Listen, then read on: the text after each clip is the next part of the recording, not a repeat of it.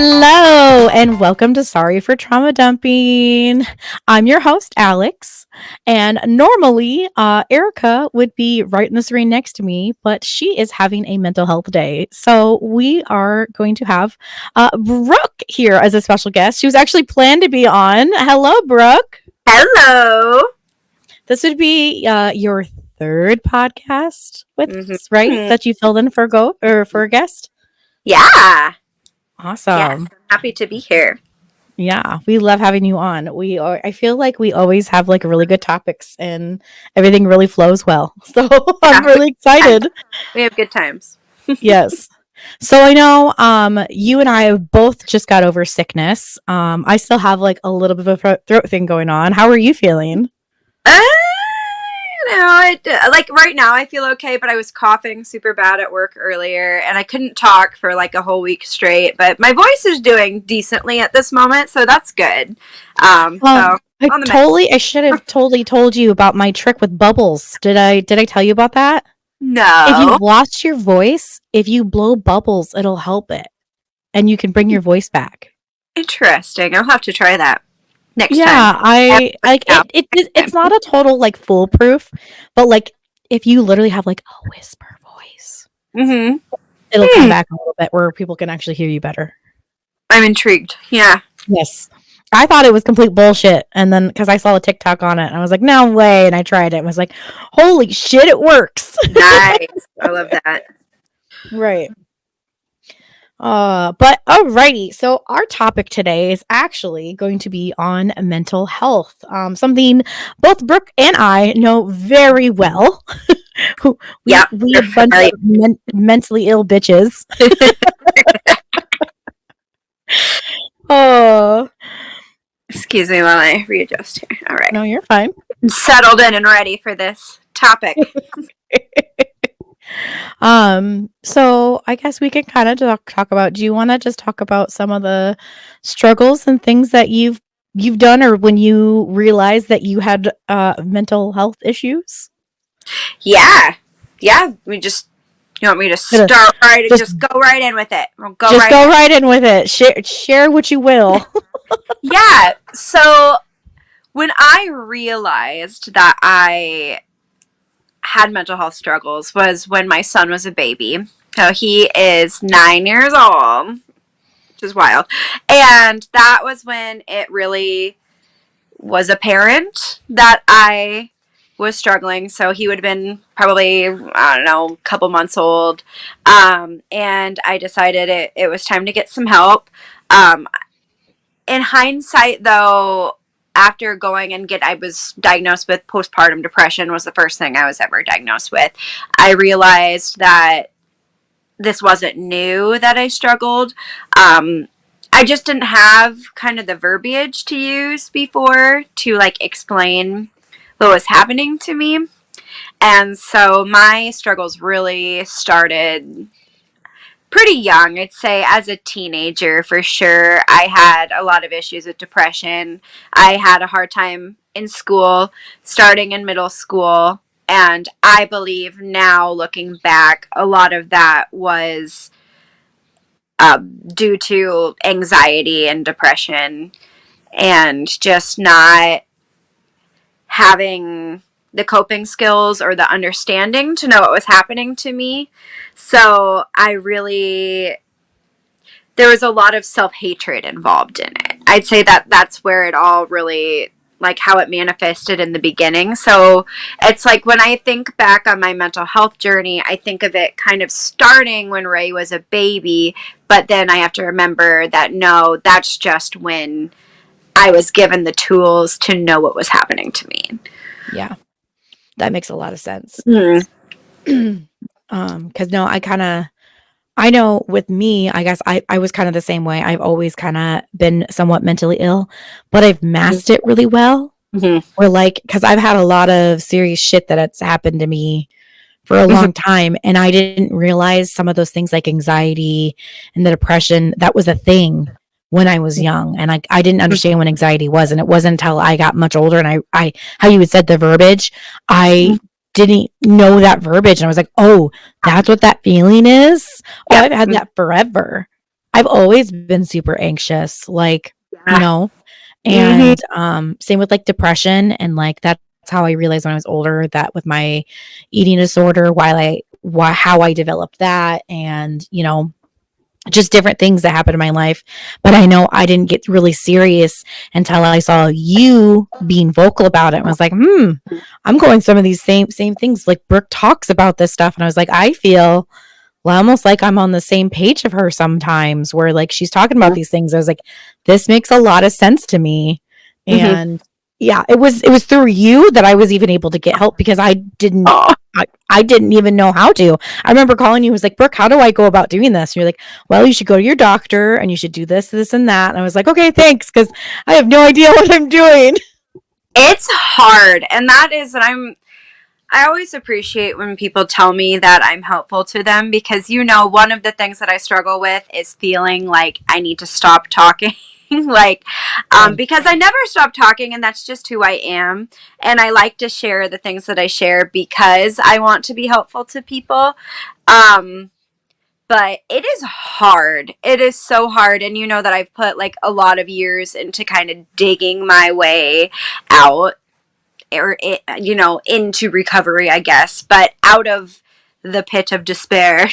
Yeah. But it's a lot of work. And yeah, like there's been a lot of phases that I've been through over the years. I know you've seen that, and I have been vocal about it. And cuz yeah, really it it was when Ray was a baby was when I started getting help, but it was so much further back that it had began. So it is so interesting to look back when you're younger and think about things in a new light, and like the way of like that wasn't me being lazy or broken or bad or whatever these horrible like beliefs that we have about ourselves, that was actually mental illness. That was me being a 16, 17-year-old girl going through some really serious shit and struggling with mental illness.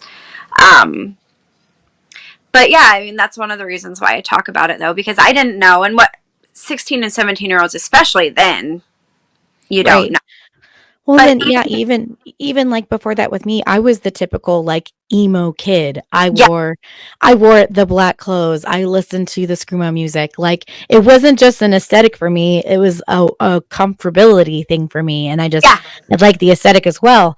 But yeah, like at that time, I was also really depressed, but I didn't have the verbiage for it. I didn't yep, understand. Like everyone always chalked it up to teen angst, and in reality, yeah, I was really freaking depressed.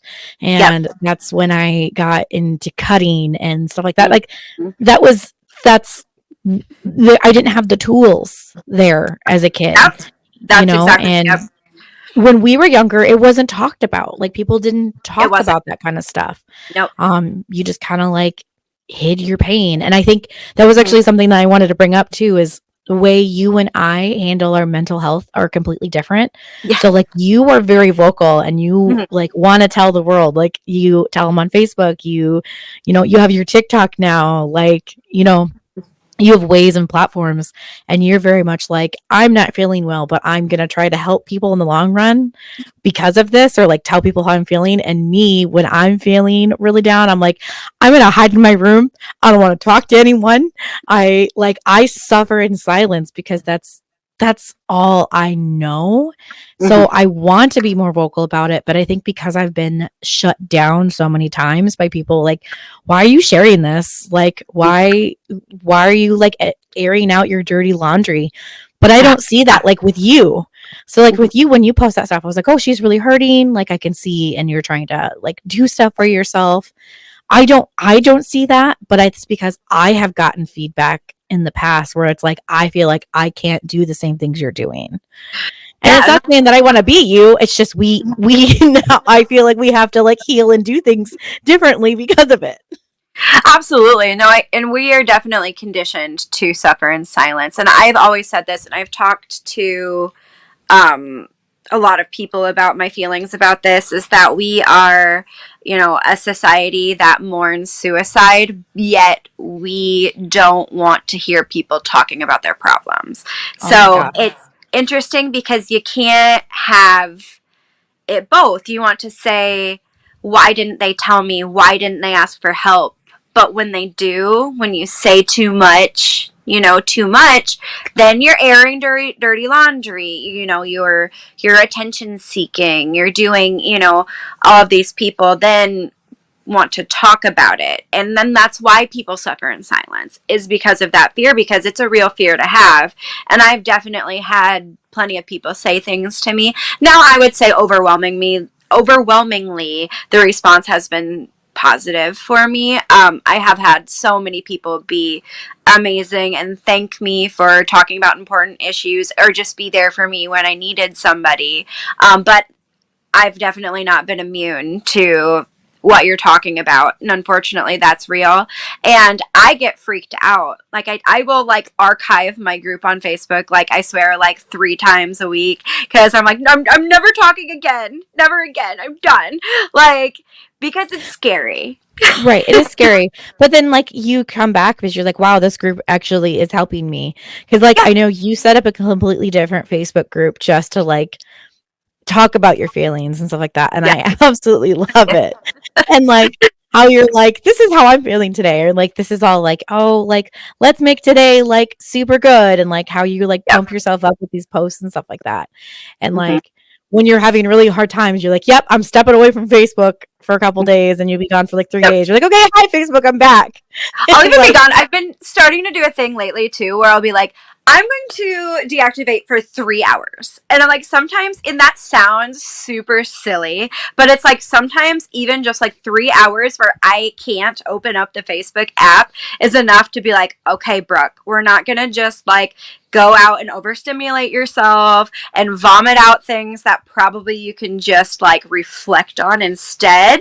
Like, because but I for will you, be, it definitely helps to put that out there because yep, you're putting those into words and then you're reading it yes. and then, you yeah, I get it. Yep. Yep. So that's something I've been trying to be aware of lately, is be like, okay, Brooke, this is it's time for you to step away. And sometimes it's even just like 3 or 4 hours or like half a day or something, where it's like, I'm just going to need to like shut my phone off, like, and take away my access to social media. Um, Right.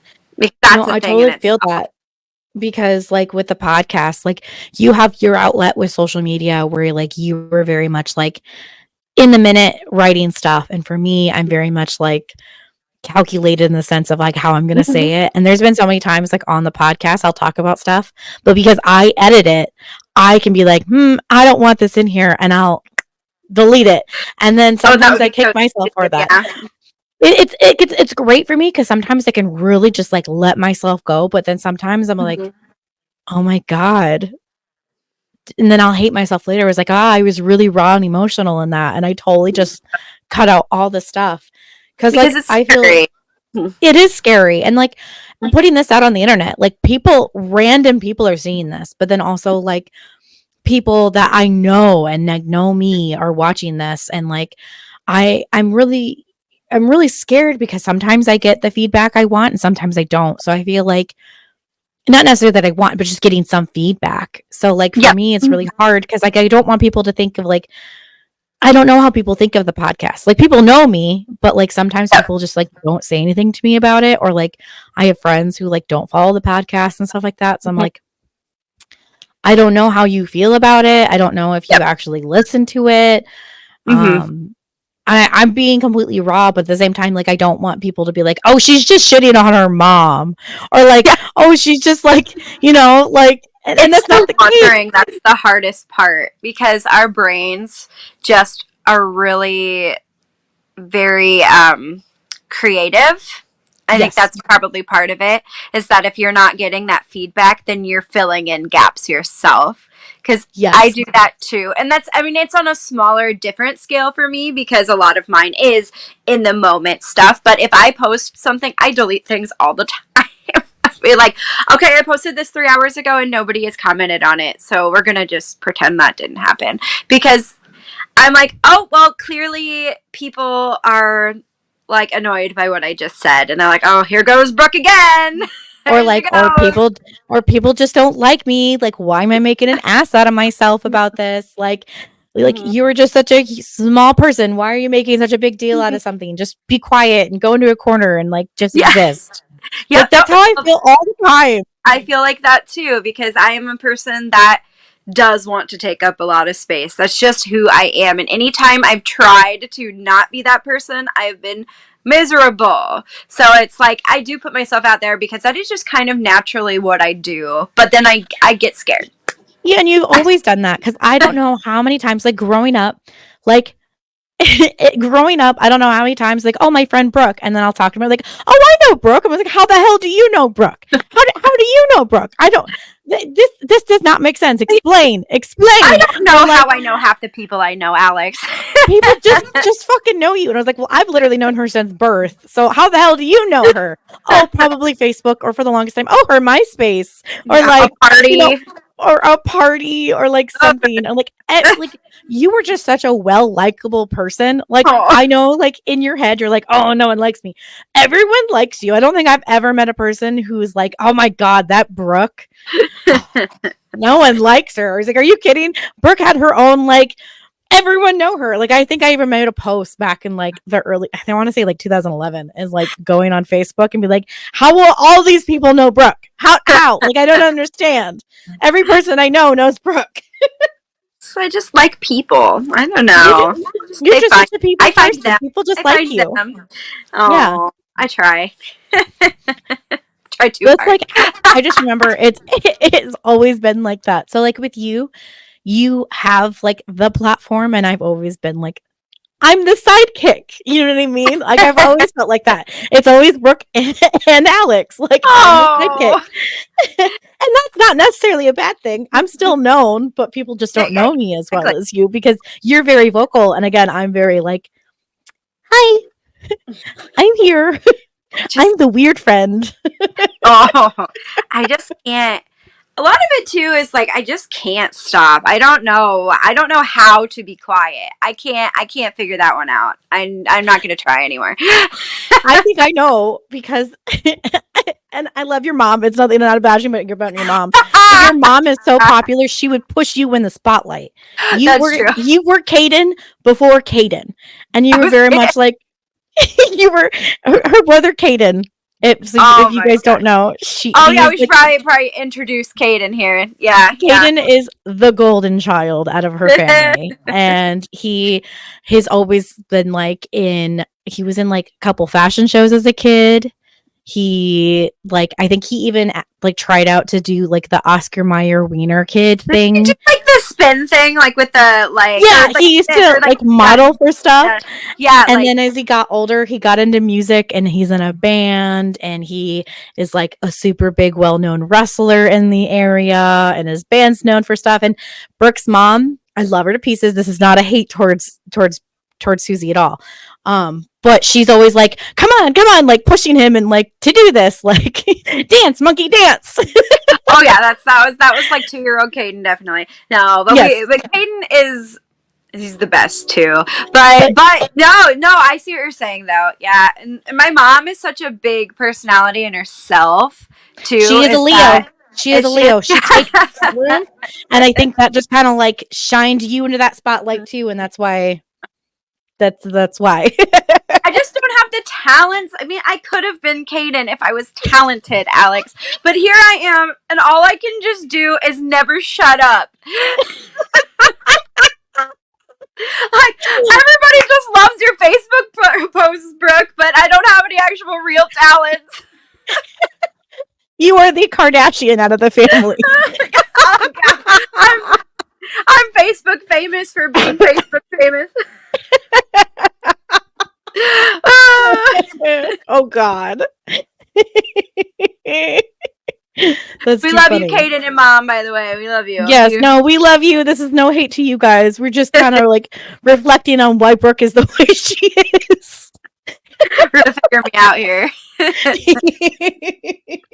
But no, because like I distinctly remember like as a kid, like anytime you learn something new, your mom's like, all right, Brookie, sing your ABC. Sing a song. Sing a song. Can you do the dance? Every family video, every 90s family video that we have ends in Brookie, sing a song. Everyone. I need to dig those out sometime. I'm pretty sure they still exist. Well, and I still have the one of me and you that like our moms were like, we're gonna send this family video. Because we beat each other up. Yeah, like I distinctly remember I watched it so many times is we were playing. We couldn't have been older than maybe 2. Not even 2 yet, I don't really think. Yeah. And we were playing in my living room and I had those like fake necklace beads or whatever. And both your mom and my mom were making us play Ring Around the Rosie because that's my mom had to get that on camera. Of course. And I remember taking off the beads, putting them down, and then you picking them up. And I was upset because I was like, hey, like, why are you taking my beads? They're my beads. Yeah, and we ended up like fighting over them. And I turn and I see my Barney sippy cup on the table, and I pick it up and whack you right in the forehead. I would love to watch that video again. That was a good one. Yeah. I'll have to find it. And the day that Alex chose violence. Yeah, I chose violence. Well, because then your mom like picked you up right away, and then my mom cut. Yeah, and then the video ends. Oh boy! Oh boy! Oh man! I'm trying to think of though anything else. Like, I was actually any other ground I wanted to cover as far as like mental illness, other than just like social media and like being a teenager with undiagnosed mental illness. But I guess kind of, well, one thing you had said, so you were a little newer in, I guess, getting help with formal help with mental illness. And for me, it's been several years now, with like several different doctors. And something that I kind of wanted to talk about, I guess, today is medication in and mental illness and how much of like a dance that is. Yeah. And that goes a little bit into kind of what I have going on right now. I feel like mental illness is so interesting in the way that like it's never exact, I guess. So like it changes. So I guess I've got all these seasons that I've gone through, and I've had seasons where I felt like I had found like periods of stability where I'm like on medication and everything feels like it's evened out. And I'm like, all right, here we go. I'm cured. It's great. And then something happens. And I'm in one of those phases right now. I'm in a something happened phase right now, which I feel like I'm on my way out of.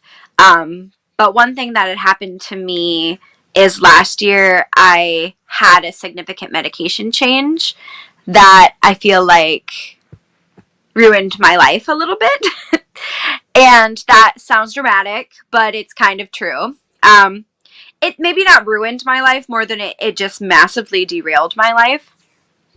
And so it's like I love modern medicine. Like I'm not like coming on here your podcast being like, don't take medication. Oh God, no, don't do that. Like, I mean, you do what you need to do for yourself, but it's like the importance of advocating for yourself and paying attention to how things feel and trusting yourself is a big thing.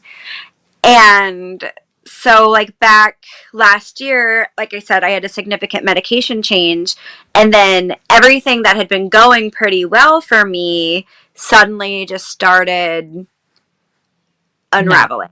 Yeah. Like just badly. I mean, really, really badly, like worse. But I mean, I had a medication change for a reason, just because kind of I had a lot going on. And so it was just really supposed to be a tweak, which ended up being, I feel like, a bigger change than it needed to be. That is what my new doctor kind of feels. That's kind of our consensus, is that I didn't need that big of a change.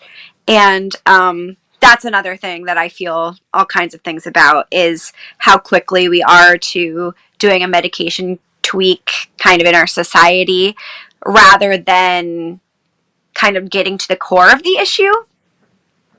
Yes. And so I spent kind of since last January not knowing what the heck was going on.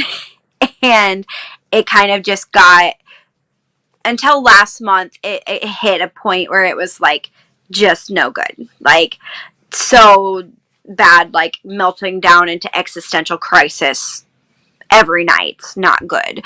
Like crying fits, like, and my husband would have to just like hold me in the middle of the night as I cried for really no particular reason, it in every reason, if that makes sense.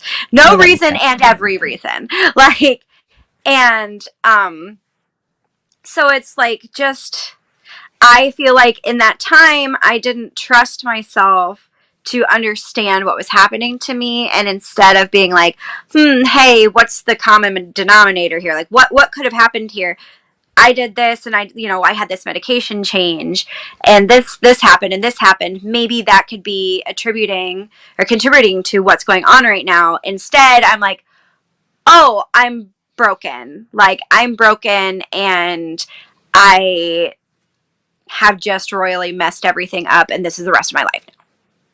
Like, but I have since, I'm doing a huge now new change in medications, and I'm not having that. Like, I'm not melting down at night anymore. Like, it's just so interesting to me, the science behind how brain chemistry works when it comes Yeah. to mental health, and then adding in the medication piece to it. No, I feel that because like I've seen you go from like, your meds were like really good and then something slightly happened and like it completely changed. And like Mm-hmm. I feel like there was a bunch of like positives with certain things and then some days they were really negative. So like it's really weird how the brain works. It has to do more with hormones, I swear, because I feel like I'm the same way. I feel like Mm-hmm. my meds work at probably about 75% of the time. Yep. But then sometimes I don't feel like they are working at all. Like I was like, I shouldn't feel this way. I shouldn't still feel like, I am a worthless piece of crap and like I Mm-hmm. need to hide in my room and like I don't want to talk to anybody. But then, excuse me, but then like other days I'm like, I can take on the world. Yeah. Like Yeah. I can do all these I'm things. the literal best. Like, what are Right. you talking about?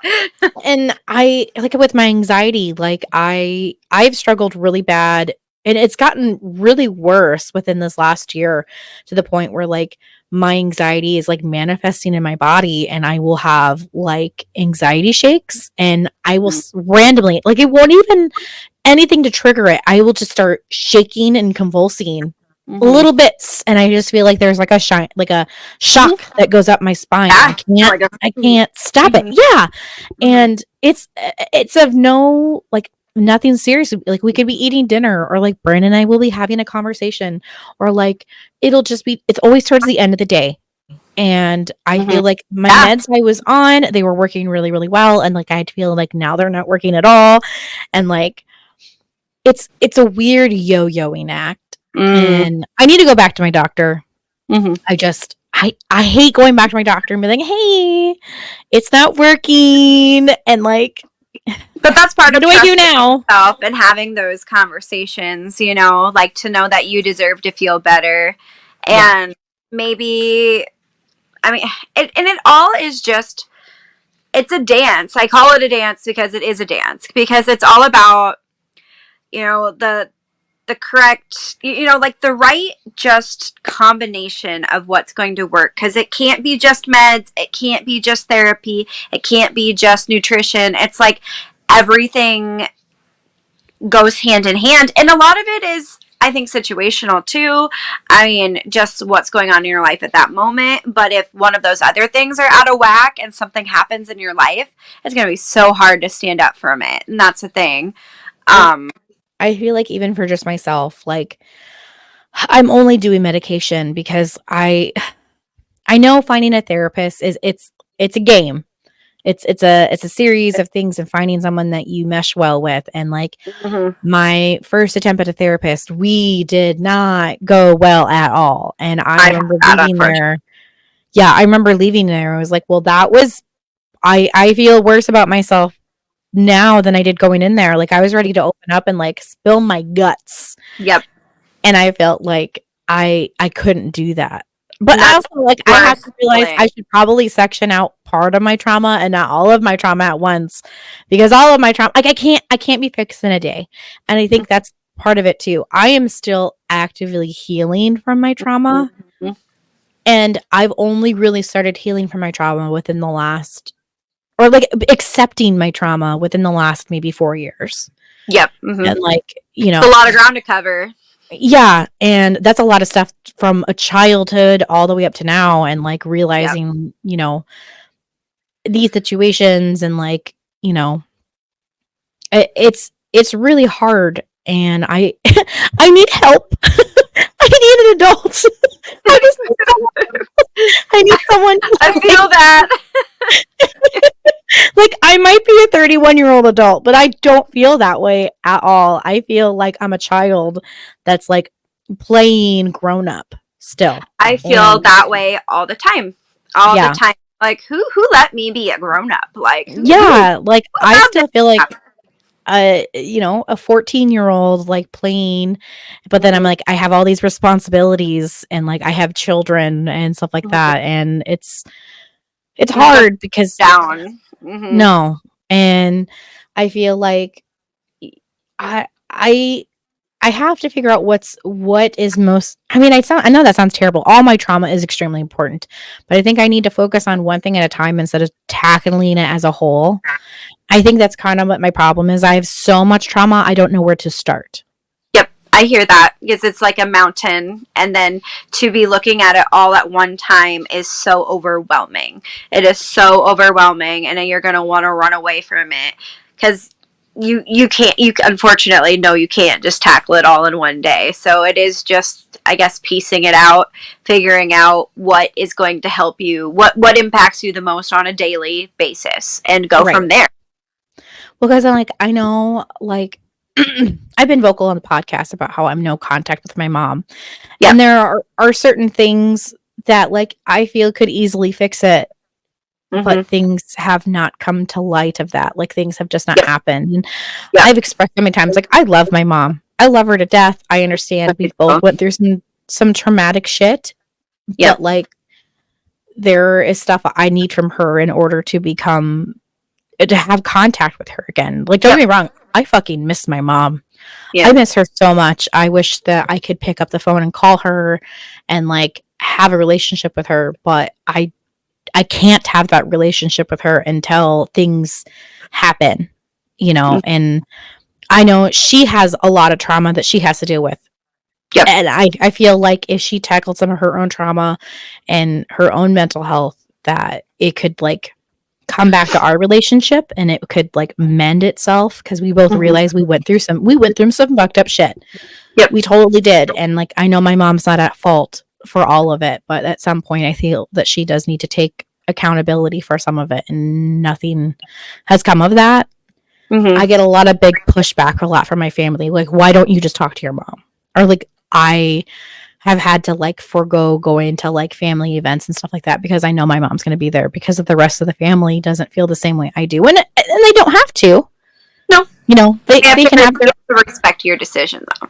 Yeah. And it's been really hard to, you know, come from that. So like, part of me is like, I feel like I need to tackle the situation with my mom first, but I feel like both of us have other things that we should tackle first before that as well. It's just a mountain. And I don't know how to divide it up.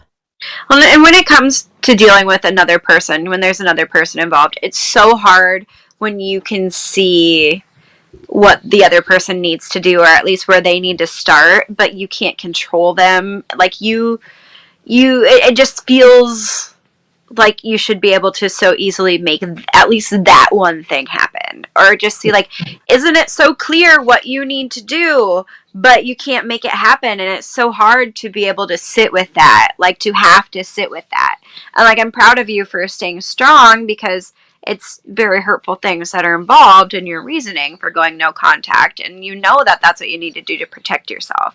But that's just, it's so frustrating watching another human like not take accountability and do the things that they need to do.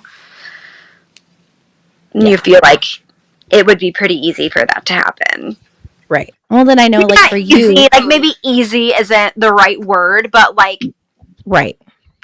because none of it is easy, and it's not easy for her either. Like, I don't want to invalidate her struggle, but on your end, like what Yeah. you would need from her for at least to get the door open. Yeah. 100%. And like, I know you've dealt with some stuff too, where, you know, you've had to like change your family alignment for some stuff too. And like, just how, you know, our trauma, we've had some similar trauma experiences, but we've also had very different trauma experiences. And we both have handled those extremely differently. And I know both of us have gone through some shit. Yeah. To say the least. Team gone through some shit. Woo! Yeah. But I feel like you're already like the ball is rolling for you, and like you are on your healing journey. And even if it's like you struggle some days, like I can see that you were trying to heal, and I feel like I want to get there. I can do it too. I just don't know how. You can. It's just really finding the right person. As far as like counseling goes, Yeah.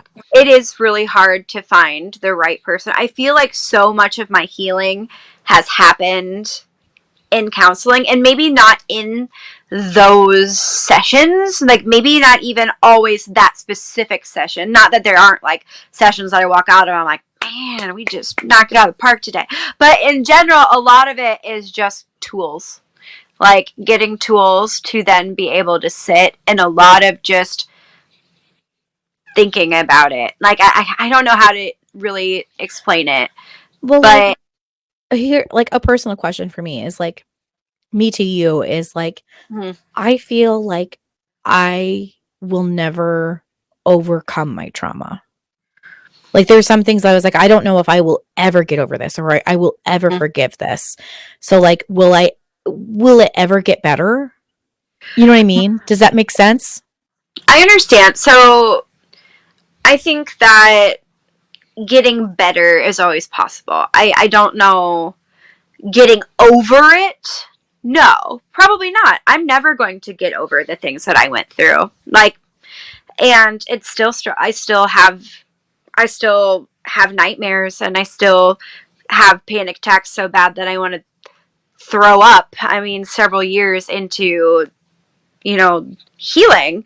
But I do think it's gotten easier, and I think a lot of that is because of therapy and tools that I have had, that I've just had to be able to use so that so it's not impacting me daily, I guess, in a way that I'm not able to function, because I've definitely gone through those periods of time where I felt like I just couldn't. So I guess, yeah, getting over it, maybe not ever completely, and that doesn't need to be. It sucks. It sucks because you're in a position that it's not your fault. Like, and it's never your fault, not at all. And it's not fair because other people have done this to you. And unfortunately, trauma just kind of will live with you. And that sucks, and that sounds like horrible and like hopeless, but it's not, because like you can live alongside it and come to a place where you can set it away, like where you can compartmentalize it, at least to a certain extent, to where it comes up and you're like, nope, not right now, we're gonna come back to you later. And It's just a lot. Psychology helps me too, to be honest. I love psychology, and I'm going back to school. I don't know if you saw that. I saw that post. I'm super excited for you. I'm going back, and I'm going to be doing social work with hopefully either an emphasis or hopefully a minor in psychology. But a lot of my healing that I've been through actually just started a little over a year ago. And a lot of that was from college. But and then going on and doing my own research. I love psychology. I'm just like very technical minded, like in a way that I love to understand the mechanics of why people do what they do. And for some reason, for me, that's helpful to like almost not trick myself. That's not the right word, but like if I can understand why somebody makes the decisions that they made, it doesn't mean that I excuse them for their behavior, but it helps me to make it feel less personal to me. Does that make sense? That makes sense. Like, because if I can have some form of empathy for a person that hurt me, like in some capacity, say they went through this and that is what made them do this. They have this thing going on with their brain. This is why they made that decision. It doesn't mean it's okay that they made that decision, and I'm still pissed at them that they made that decision. But it's less personal in a way that it's because I did something wrong. It's something I did or didn't do. It's because their brains are messed up, and that's not my fault. Yes, 100%. Because I guess I can align that with like people, like you have a fascination with psychology. I can't talk. You have a fascination with psychology, and I feel like the way you described it is how I feel like some people feel about serial killers. Like they like to know like what happened to the serial killer in the past and drive them to do this. Yeah. And like it makes it make sense, or like, Yep.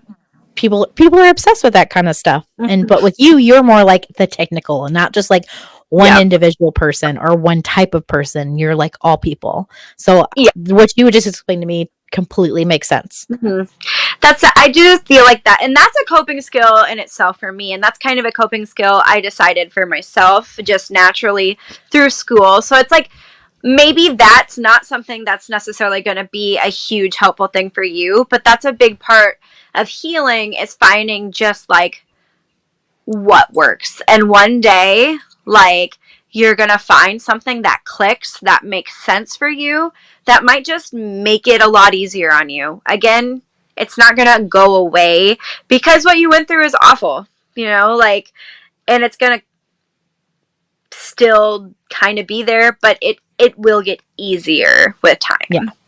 Yeah. And maybe not just time, but with help. Yes. And it's about finding that help. And it's about, it's hard. It is to moving forward and accepting like I need help.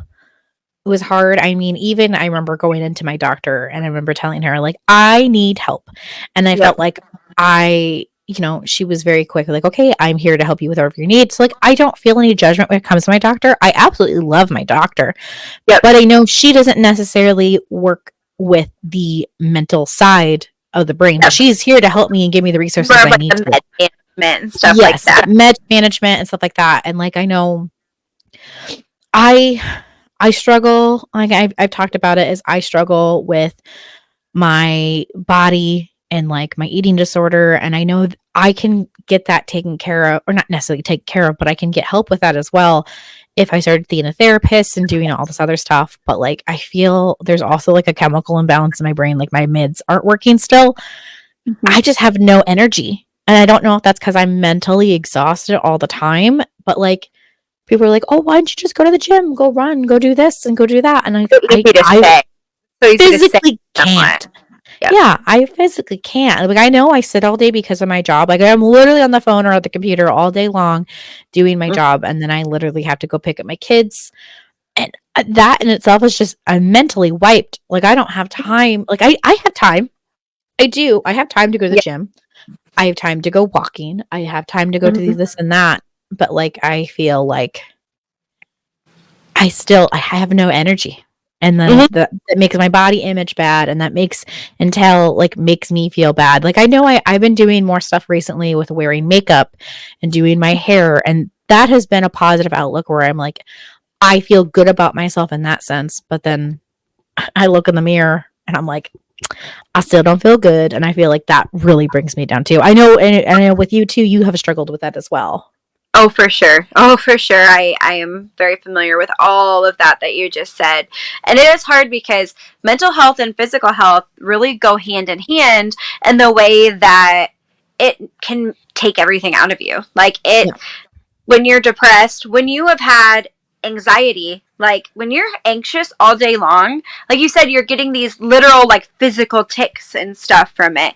It's exhausting. It's like you ran a marathon that day. And so then you're expected to go to the gym, like, and then people will like talk about how like exercise, you know, releases endorphins, and exercise will make you feel better. Just go, it's medicine. I can't walk across my house, man. Like that's all good and all, but physically I can't. Yes. And it is frustrating when people oversimplify. Like I work from home. Like it's hard for me to even change my clothes some days. No one's gonna see me. Been there so like, many times. Yeah, like what's the point of changing my clothes? Oh, I can't go a couple more days without a shower. Like it really brings you down.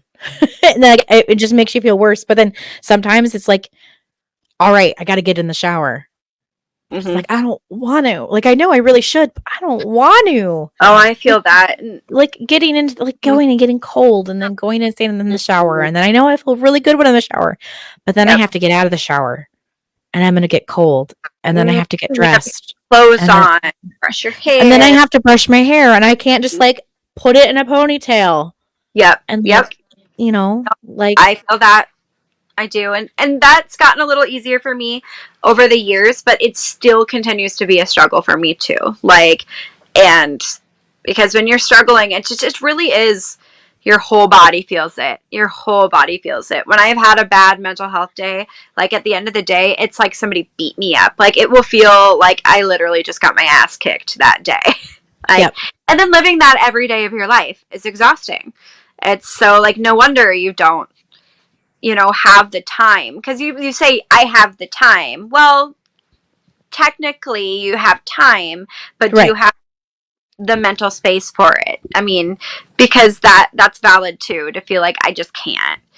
But it's hard to break out of it. It is, because it's like basically a series of small decisions needs to be made for you to be able to get to the point where you can start to climb out of that. But it is so exhausting to get to that place, and that's why it's so hard to feel like you're well on your way in it. Right. Like I feel like I definitely prioritize other things mental health wise. Like I'm gonna use my I'm a Pisces. I would rather live in a fantasy world than anything else. Like I will hide from my problems because I'm a Pisces. You're a Pisces too. I would so rather hide, and I feel like sometimes when I get really depressed, if my depression's still like I can still do things, I will engross myself in a book. And I will complete a series, and that's all I want to do is read this book, because I am not here. I am not present. I am in a land of fairies, and you know, like I'm living this amazing love story, because that's what I do. That's my thing, and you know, and then I have to come back to reality. I'm like, oh, I got to cook dinner. I have to take a shower. Like I have to do things. Yeah. And yeah. Yep. And I mean, I will say, and this is totally not a sponsor thing. If they definitely want to sponsor us sometimes, HelloFresh has been a sign from someone up above, or some kind of mythical creature for me, because I literally don't know if I could go my whole week now without having HelloFresh, because it takes one more thing off my plate of me having to think of something to plan out dinners. Like that is my role at home with me and my husband. Like we've assigned certain chores and jobs that we do that work for us. And I am a more detail oriented person, so therefore I plan out all the meals. Yep. Do I cook all the meals? Hell no. We have our own assigned nights for dinners.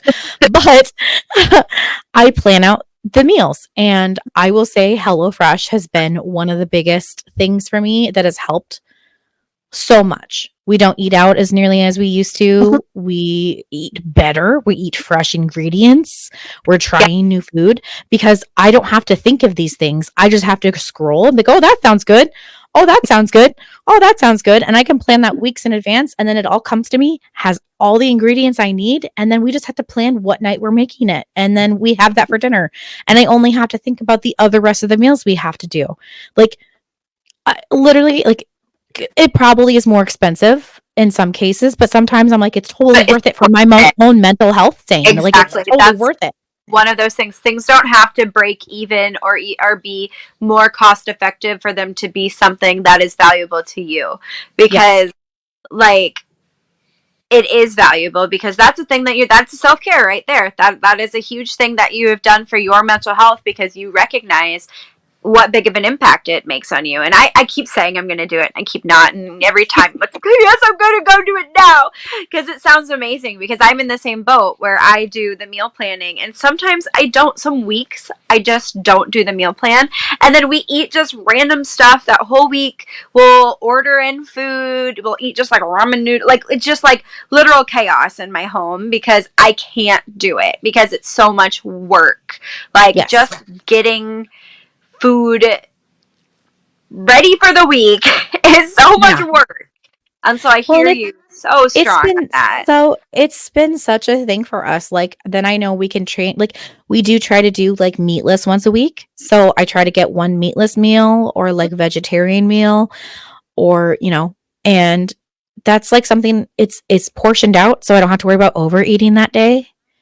Yes. And Mm-hmm. that's been a big thing for me. And like I hate it because I'm like, I'm not even getting paid for saying all this stuff, but it literally is the only thing that's like truly helping me and my family is to make sure we have HelloFresh each week. Well, I love that because, because like I said, like when I'm in those weeks, in those slumps where like it's so hard for me to even prepare food, then we're eating all of these foods that ends up in turn hurting my body because physically my body doesn't like it, or I get in this brain fog because I've eaten fast food 3 nights in a row, and I'm eating a handful of chocolate chips for dinner, like, stuff like that, and then it just adds, it just piles. So like when you're doing this where like they're real ingredients, like fresh ingredients. I don't like the word real when it comes to food. All food is real food. Anyway, sorry.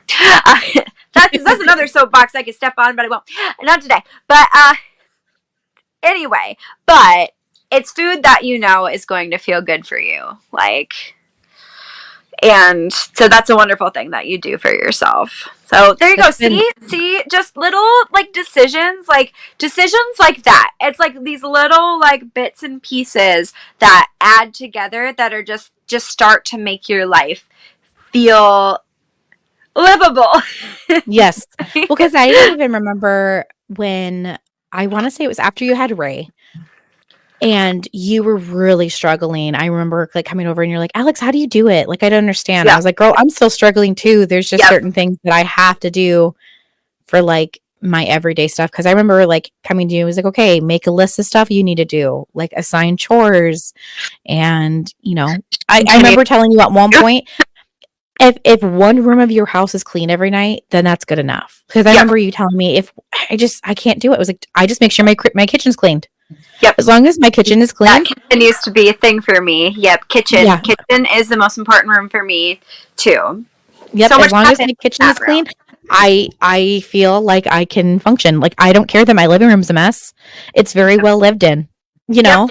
Oh, exactly. and I don't care if my bathrooms are a mess. We're literally going in there to take a dump and to Yeah, piss right, and to exactly. wash my hands, and to take occasional shower. Like, it doesn't have to be spick and spam and immaculate. But Right. like, my kitchen is the only room I was like, at night, I no dishes in the sink. Mm-hmm. Now, do I have a 14-year-old daughter who does the dishes? You know what? Yes. Ivy's about to be 10. Her day is coming. Like, she is going to be like, oh, girl, here we go. Double digits. Yes. Yes.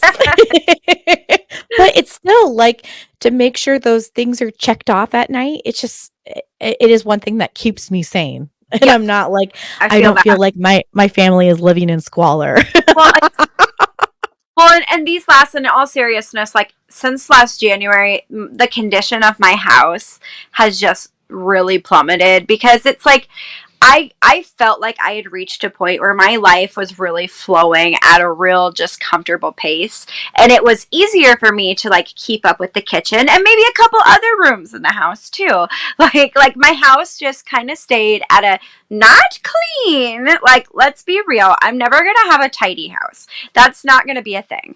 But a manageable lived in house was something that I was able to fairly easily attain, like be able to have.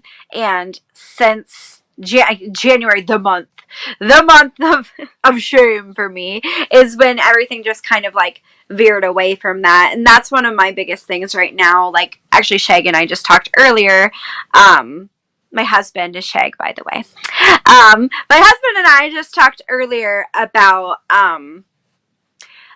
getting back to that, because I think so much of my mental health is when I walk into that kitchen or I walk in and I'm like, oh God, like I wake up, nothing's worse than waking up in the morning and walking down and you're like, oh my God, like look at all of these dishes. Look at yesterday's dinner dishes, like literally on the counter here. There's like ramen noodles right there. Like, it's gross. And that's just not a good feeling. Yeah. It's not.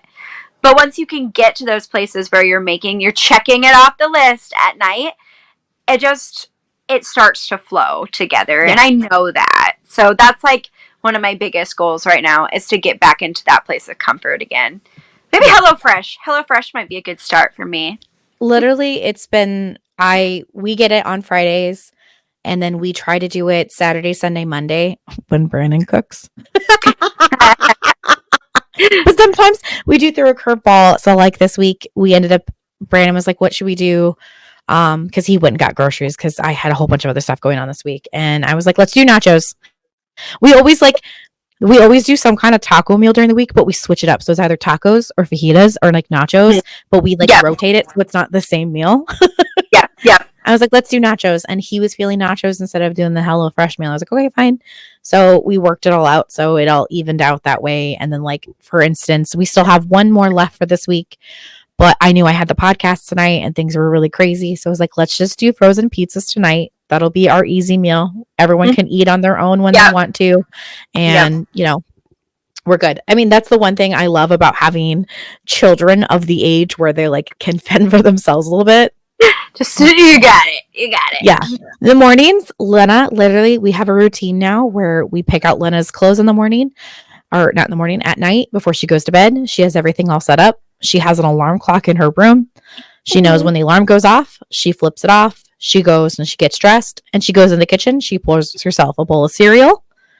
She eats her cereal and she can do all that on her own. And it's such a relief for me to not have to worry about, is she doing what she needs to? Well, that's not, like, we have our own little routine that works, and I still do. Like, I should get maybe for Christmas, my kids will get some fancy new alarm clocks, so we can start. We're graduating into but I mean, we have our routine in the morning. That's one of my favorite things about having older kids too, is that takes a big mental strain off, because, like, man, fighting children into clothes every morning. Whew, I miss having littles sometimes. Like, I really do miss having, like, the real cute little ones. But I can just wake my kids up. I say, here, with Ray, I do usually still pick out his clothes for him because of his sensory issues and stuff. It's easier that way. But I hand him his clothes. I say, here you go, Ray. Put them on. You can watch one episode of your show. And then, because that's just kind of a way that, and then Ivy does too. So they can each watch one episode of their show. They come downstairs. We'll eat a quick breakfast, do like shoes, talk for a few minutes, and then we go. But most of this is like they're just going on their own, and I can do my makeup. Yep, definitely in the morning. That's me in the morning. I have my clothes picked out. I know the girls are getting taken care of. Bella's job in the morning has been taking out Shorzy first thing after she gets up in the morning. Mm-hmm. Honestly, super TMI, but I poop every morning, so that's my time for me to have a good 15-minute poop. Your morning poop with no distractions, no interruptions. I love it. I love that for you. I love it too. But then, by the time I'm all done doing that, and then I can get dressed, and then I'm like, all right, what do we need to do? Everyone take their vitamins. I can put up Lena's hair. Sometimes if I have enough time, I can braid it. I can do pigtails. I mean, I love she has this pretty curly hair. So I was like, can I just scrunch it and curl it, put a bow in it? What do you want me to do? And then Bella's at the stage where she's doing her makeup in the morning and like doing her own thing. I know. She's really good too. I have to give her kudos. She does not turn on her phone until we're about ready to go out the door.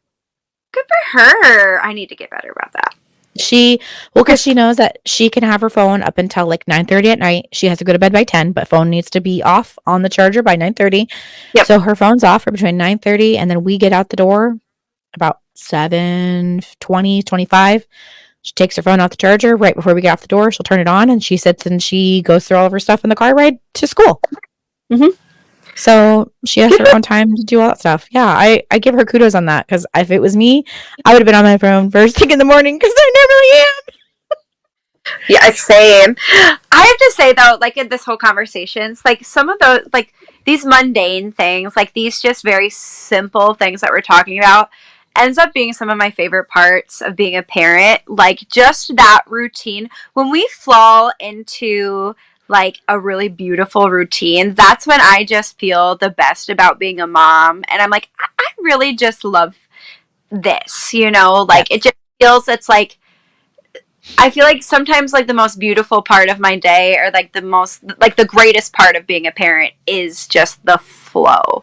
And so like that's we're not in a good flow right now and so much of that has to do with my mental health, which I had to catch myself in saying because of me, like I just wanted to say because of me. Well, it's not that simple, but it's like I really look forward and we're getting better. Like it's getting better right now. Getting off of the medication that I feel was causing, well, I know pretty much was causing a lot of those issues has helped tremendously. But it's like, those are choices that you make for yourself and for your kids that makes your life easier. And it ends up Yeah. just being the things that I enjoy the most, silly conversations that we have, like in the middle of that, you know, making dinner and getting them ready for school. Like those are things that I can do that help my mental health, that help their mental health too. Like Right. because we're all just we're moving forward and it feels, you know, it just feels good. It's comfortable. One, I just have to say, as an outsider looking in, I love watching you grow. I always give you these compliments, but it's true. I have literally seen you go from like your lowest low to your highest high and like just kind of ride this roller coaster. And I might not be riding this roller coaster with you, but I see it.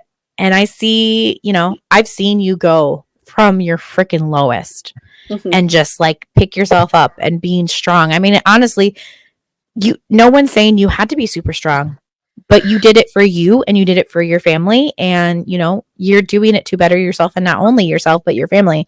And I can see that's just freaking amazing. I Cool. adore you and admire you so much because I've seen you go through all of that, and you're an amazing person, Brooke, and I don't know if you Oh, get told that Alex. enough. I love you, Alex.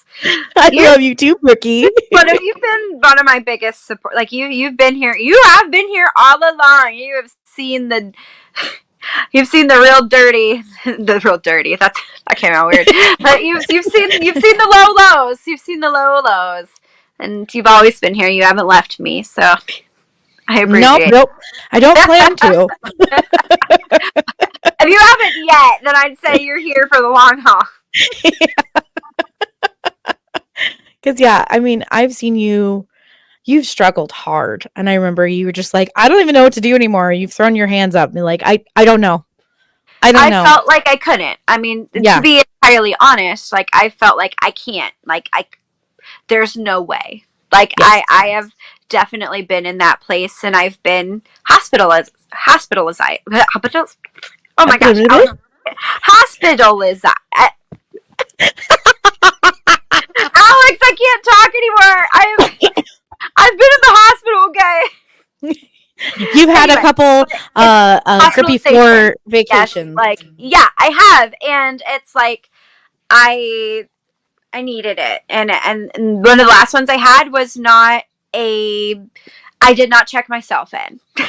Like the choice wasn't made for me, and that was absolutely terrifying.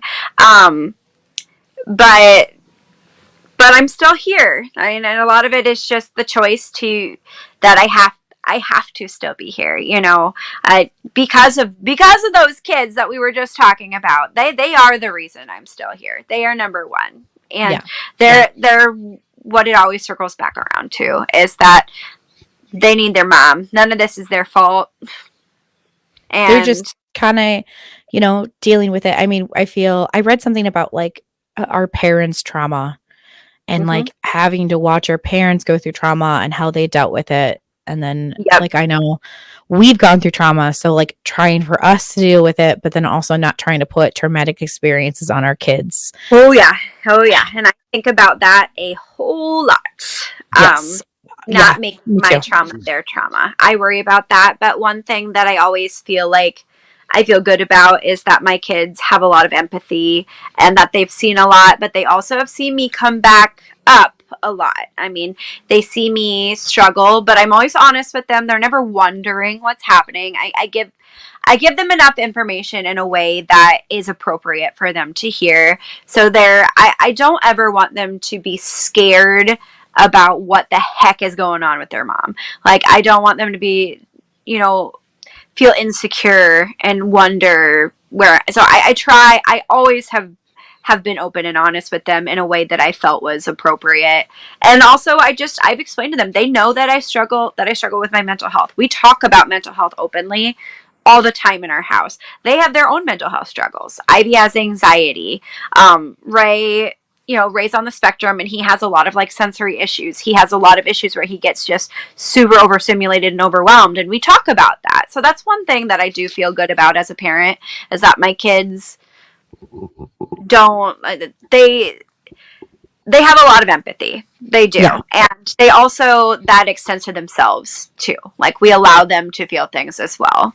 So as much as I would like to be able to be better for them, I also don't, I try to give myself a lot of grace too.